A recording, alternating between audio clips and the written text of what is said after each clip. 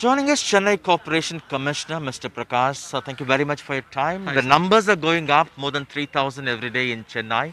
Complaints of drugs, life-saving drugs like remdesivir not available in Chennai. Also, shortage of beds in hospitals, particularly private hospitals.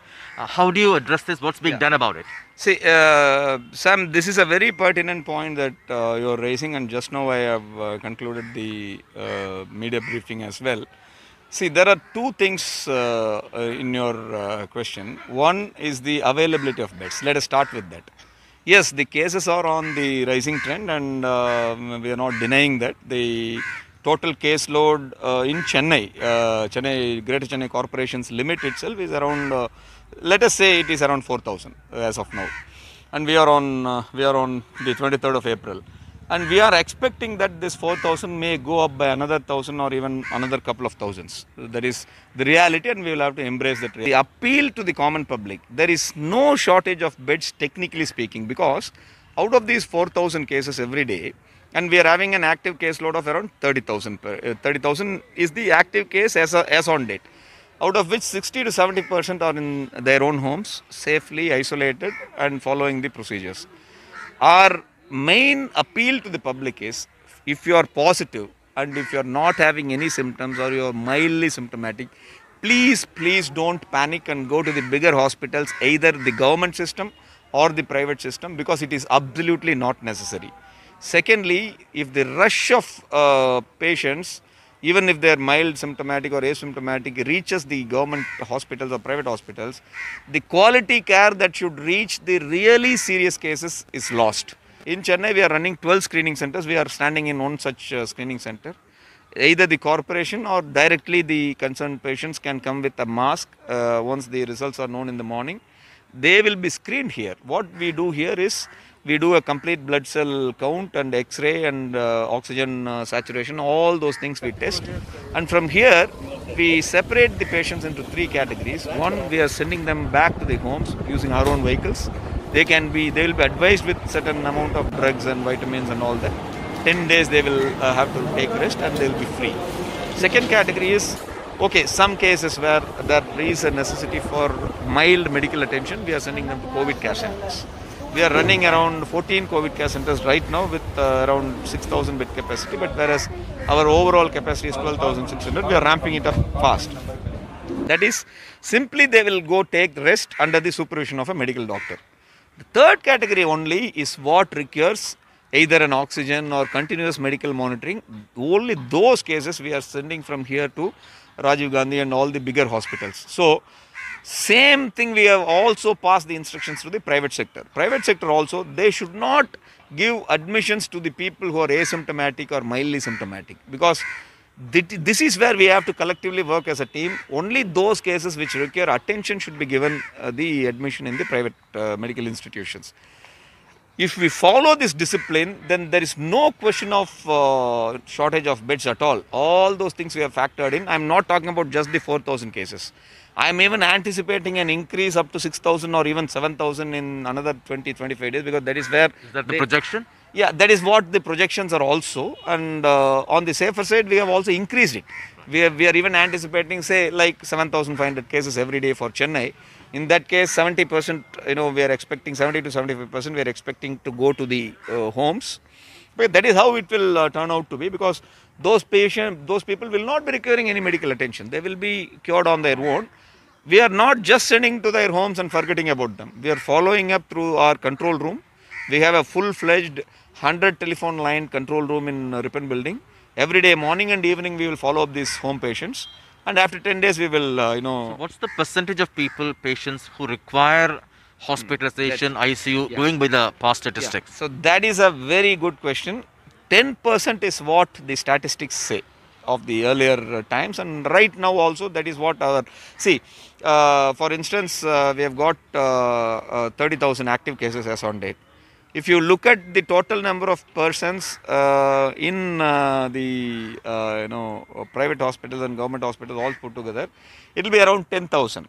That is not required. That is our point. That is the very point I am trying to make. That is not required. If I am not having a symptom or if I am relatively healthy, I can be better off at home. and let me leave the beds and the medical facilities for those who really need it. That is what our earnest appeal to the society also. Another major concern, sir, is the shortage of life-saving drugs like remdesivir, particularly in private hospitals. Hospitals make patients or their families run around with prescription. What's being done about it? Yeah, this was also brought to our notice. Remdesivir and all the life-saving drugs are directly handled by the health department of the state government, and there is a Tamil Nadu Medical Services Corporation. In fact, yesterday a respected chief secretary conducted a very detailed review meeting with all the officials, GCC and all collectors and all, on stemming the tide of this COVID. This point we flagged it to the health department and specifically to Tamil Nadu Medical Services Corporation. They are on to it, and they have given word that in a matter of few days, the shortage of remdesivir and all other essential drugs that the health department handles will be sorted out.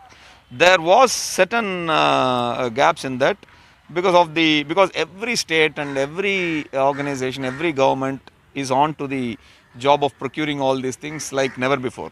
So there is always some in this dire circumstances, there will always be some kind of supply chain issues. So that is being sorted out. In my opinion, and from the mood of yesterday's meeting, what I could sense was in a couple of days all these things will be streamlined. During the first wave, Tamil Nadu, particularly Chennai, handled it very well. You managed it very well. Do you think during the election campaign time, authorities let the guard down? You kind of a lapse that you didn't really check it, and that led to this kind of explosion? See, Sam, this is not the first time I am facing this question. See, right now take for instance the cases in Maharashtra. Maharashtra didn't see any elections. Chhattisgarh, they didn't see any elections. Karnataka. So there is no direct correlation between elections and the cases. If it were not for elections, it would have been for any other. The nodes and possibilities are. Why were such large-scale violations allowed to happen? See, as I was telling, in fact, we gave a lot of advisories. We conducted political parties meetings more than 3 times, 4 times, only to insist on this. See, this is a very big canvas and force, and that was operating for another 15-20 days. And we were also completely involved in electoral works, which is the largest logistics and largest management exercise. So to our level best, we tried, and you know, in electoral canvas, things are little difficult for the government systems to work and to implement, because everybody is in the fray, and the total number of stakeholders that we are talking is in the order of crores, not small numbers. We gave our best, we tried our best. The point is, this is not because of elections. This is not only because of elections. My elections might have been a trigger. So many other possibilities are there, and we are ourselves perplexed why this second wave is of this much magnitude when the zero prevalence is 50%. When the zero prevalence was 0% last year, we did not have these cases. And all these things, we are ourselves perplexed, and we are searching for answers on the technical Another side. concern, sir, ambulances, when people desperately call, they say they are made to wait for 2 to 3 hours. Sometimes they never turn up, they say. See, ambulances are maintained by Tamil Nadu Health Systems Project under the 108 call number. I'm actually surprised at what you are telling, because their turnaround time, according to their statistics, is around 20 minutes.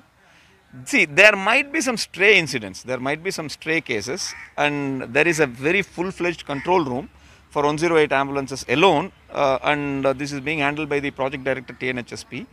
And this effectivity is being felt by many thousands of people.